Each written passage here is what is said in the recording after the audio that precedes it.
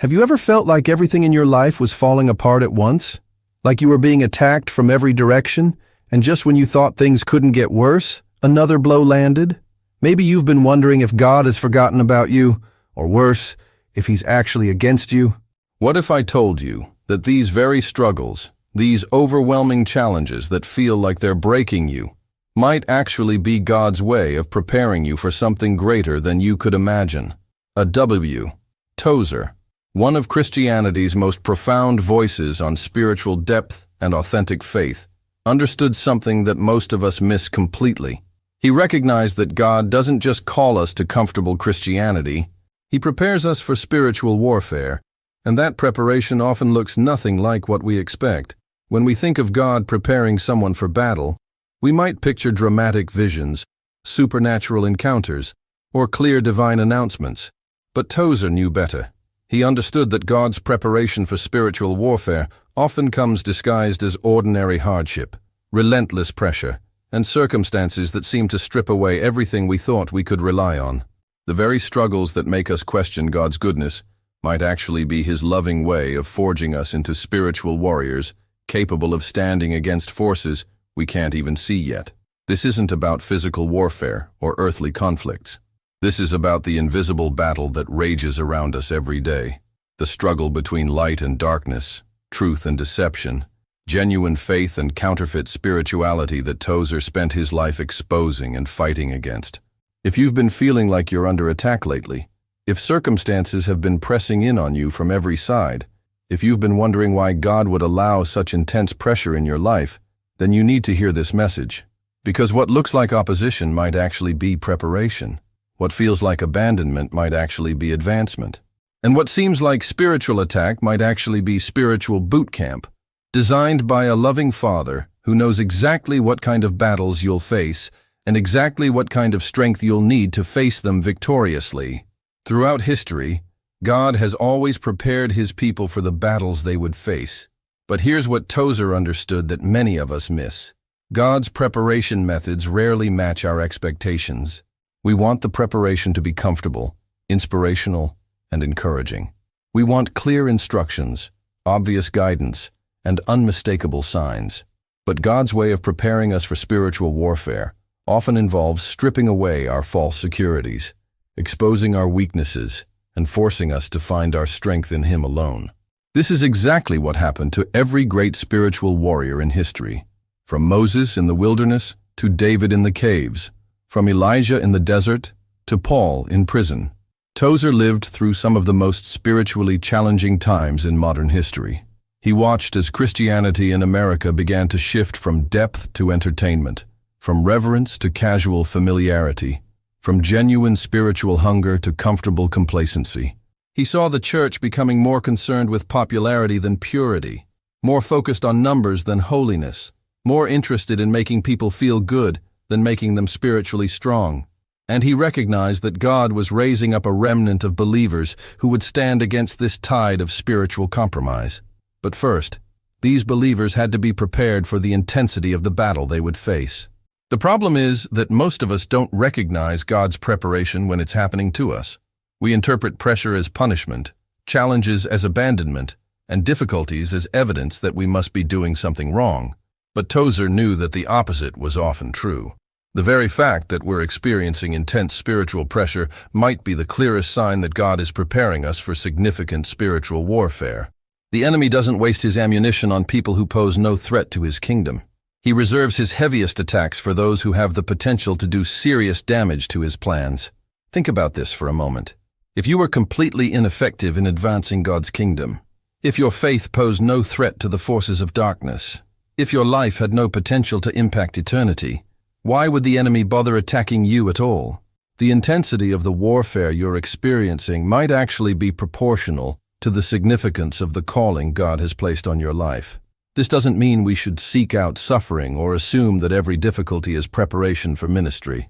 But it does mean we need to stop interpreting every challenge as evidence of God's displeasure and start asking whether He might be preparing us for something we can't yet see. TOZER observed several consistent patterns in how God prepares His people for spiritual warfare, And these patterns are just as relevant today as they were in his time. The first pattern he noticed was that God often begins the preparation process by allowing circumstances that force us to question everything we thought we knew about faith, about his character, and about how the Christian life is supposed to work. This isn't because God wants to destroy our faith, but because he wants to separate genuine faith from the false assumptions and cultural Christianity that so often masquerades as the real thing.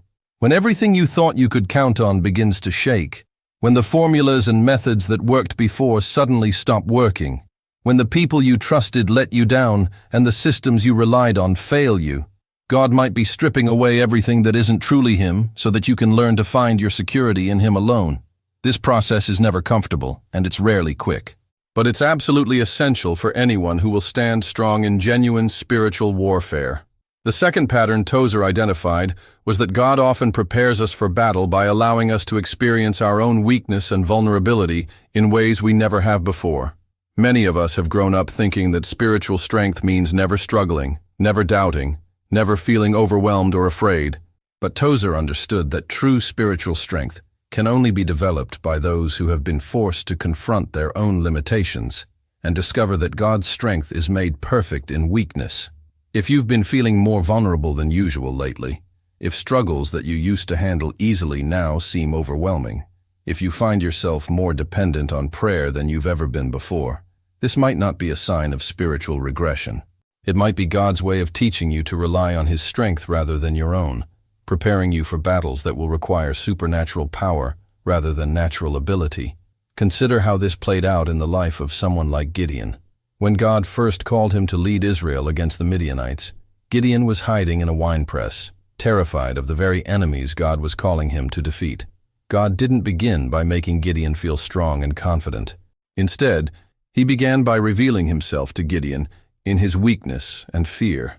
Then, when Gideon had finally gathered an army of 32,000 men, God told him the army was too big and reduced it to 300. Why?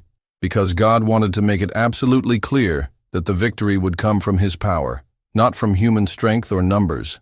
The same principle applies to us today. When God is preparing us for spiritual warfare, he often begins by showing us just how inadequate we are in our own strength. This isn't meant to discourage us, but to drive us to the source of true spiritual power.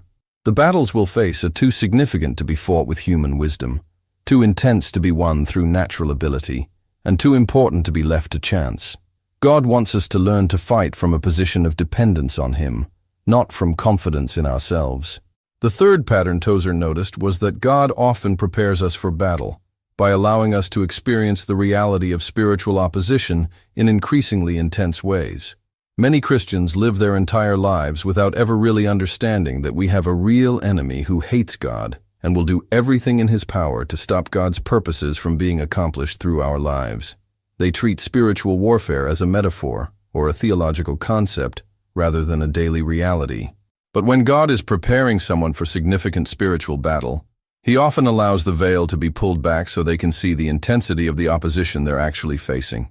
This might manifest as unusual spiritual oppression, persistent temptations that seem to come from nowhere, or circumstances that seem designed to destroy their faith and effectiveness. Again, this isn't meant to frighten us, but to prepare us for the reality of what we're up against and the seriousness of the battle we're called to fight. Tozer himself experienced this kind of preparation throughout his ministry. He faced opposition not just from the obvious enemies of the gospel, but from within the church itself. He was criticized for being too serious, too deep, too confrontational about spiritual compromise.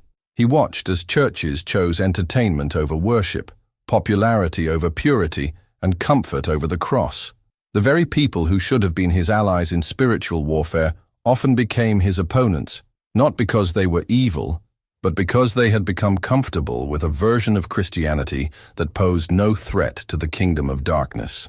This brings us to one of the most challenging aspects of God's preparation for spiritual warfare. He often allows us to experience opposition from unexpected sources. When God is preparing you for battle, you might find that some of your strongest opposition comes not from obvious enemies of the faith, but from other Christians who have become comfortable with compromise. You might discover that your commitment to authentic spiritual depth makes some people uncomfortable, that your refusal to participate in shallow spirituality creates tension, that your hunger for genuine encounter with God exposes the emptiness of religious activity that others have accepted as normal. This is one of the most difficult parts of spiritual preparation because it forces us to choose between the approval of people and the approval of God. It requires us to be willing to stand alone if necessary, to maintain our spiritual standards even when others think we're being too extreme, and to keep pursuing genuine relationship with God even when that pursuit sets us apart from the crowd. But here's what Tozer understood that gave him the strength to endure this kind of opposition. When God is preparing us for spiritual warfare, He's not just preparing us to fight against external enemies. He's preparing us to fight against the spiritual compromise and complacency that has infected much of the church itself. The battle isn't just between Christians and non-Christians. It's between authentic spirituality and counterfeit religion, between genuine hunger for God and satisfied mediocrity, between the narrow way that leads to life and the broad way that leads to destruction. The fourth pattern Tozer identified was that God often prepares us for battle by giving us a deeper revelation of His holiness and majesty that makes us acutely aware of the seriousness of spiritual things. When we truly understand who God is, we can no longer treat our relationship with Him casually. When we grasp the reality of His holiness, we can no longer be satisfied with shallow spirituality. When we comprehend the magnitude of His love, we can no longer be content with religious activity that doesn't lead to genuine transformation. This revelation of God's character often comes during the most difficult seasons of our preparation. When everything else is being stripped away, when human support systems are failing, when our own strength is proving inadequate, God reveals Himself in ways that change everything. We discover that He is not just bigger than our problems, but infinitely greater than we ever imagined. We learn that His love is not just warm feelings, but fierce commitment to our spiritual growth, even when that growth requires painful processes. We understand that His grace is not just forgiveness for our failures, but power to become everything He created us to be. But this revelation of God's character also makes us more sensitive to spiritual compromise, more aware of the battles raging around us, and more burdened for the spiritual condition of others. We begin to see through the veneer of religious activity to the spiritual emptiness underneath. We become grieved by the casual attitude toward sin that has become accepted as normal. We find ourselves compelled to speak truth, even when that truth is unwelcome. This is exactly what happened to Isaiah when he saw the Lord high and lifted up. The vision didn't just comfort him. It commissioned him for a difficult ministry to people who had become deaf to spiritual truth. The revelation of God's holiness didn't just inspire him. It prepared him for the opposition he would face from people who preferred their comfortable illusions to uncomfortable reality. The fifth pattern Tozer observed was that God often prepares us for spiritual warfare by allowing us to experience seasons of seeming silence or distance from Him. This might seem contradictory. Why would God prepare us for battle by withdrawing His obvious presence? But Tozer understood that genuine spiritual warriors must learn to walk by faith rather than by feelings, to trust God's character rather than their circumstances, and to remain faithful even when they can't sense His nearness. These seasons of apparent silence are not evidence that God has abandoned us. They are intensive training periods where we learn to hold on to truth regardless of how we feel, to continue obeying even when we can't see the results, and to maintain our spiritual disciplines even when they seem to produce no immediate benefit. This kind of training is essential for anyone who will face prolonged spiritual battles where victory depends on perseverance rather than instant results.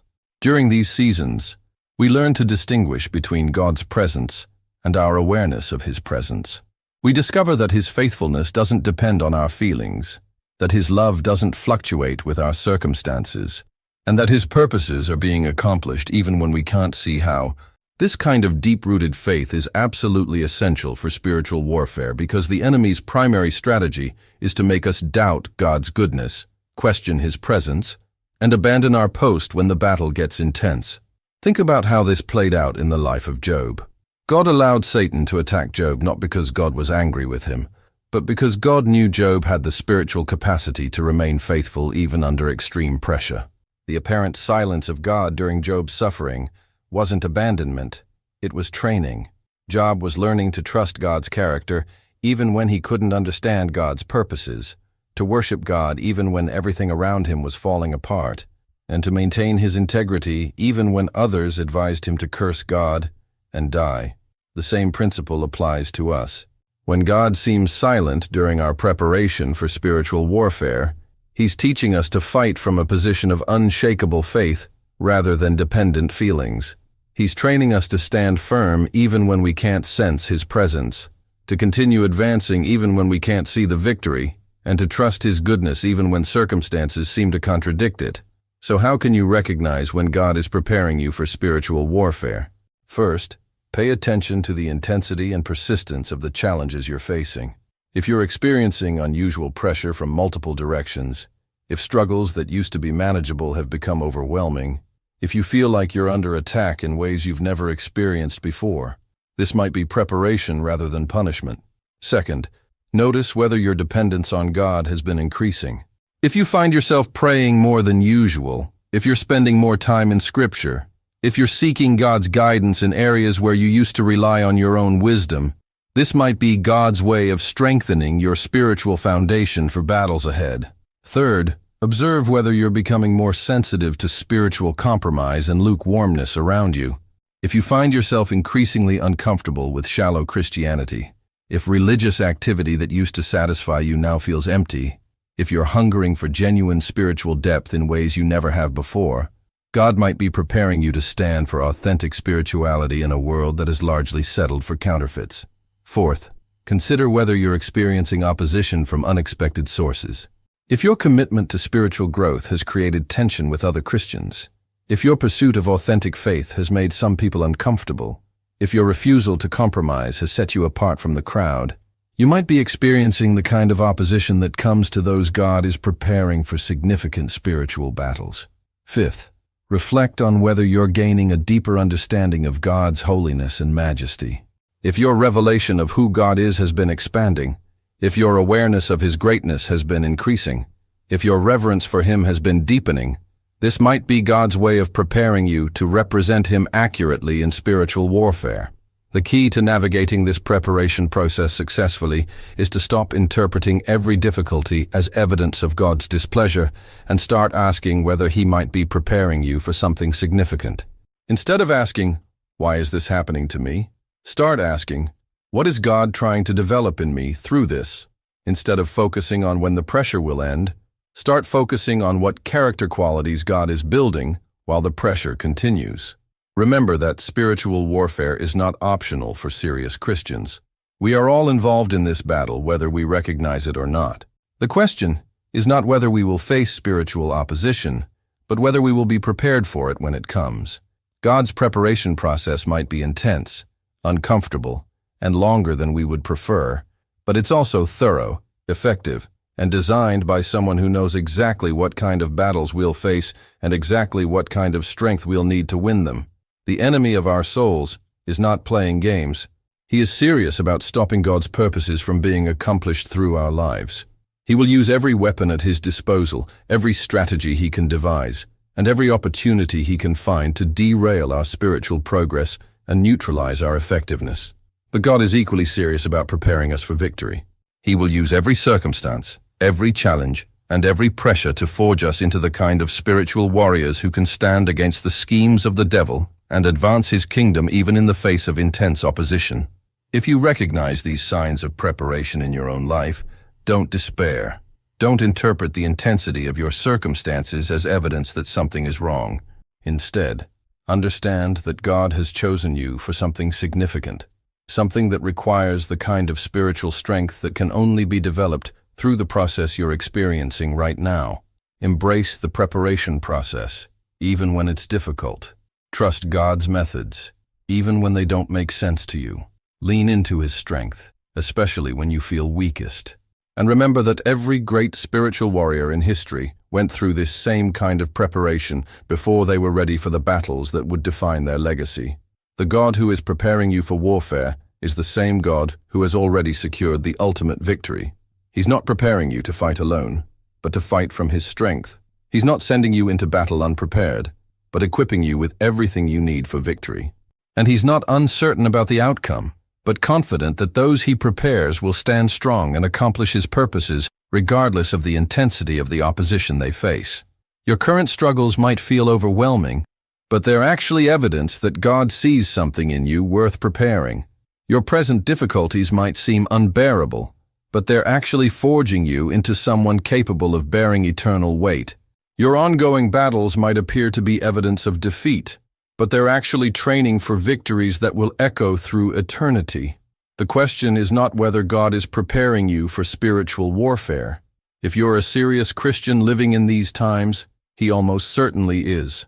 The question is whether you'll recognize his preparation methods and cooperate with his process, or whether you'll resist what he's doing and miss the very thing he's trying to accomplish in and through your life. God is looking for spiritual warriors who will stand for truth in a world that has largely abandoned it, who will pursue authentic spirituality in a culture that has settled for counterfeits, who will fight for genuine Christianity in a time when most are content with comfortable religion. If he's preparing you for this kind of battle, consider it the highest honor and the greatest privilege. Not everyone is chosen for such significant warfare, but those who are prepared properly will make a difference that will last forever.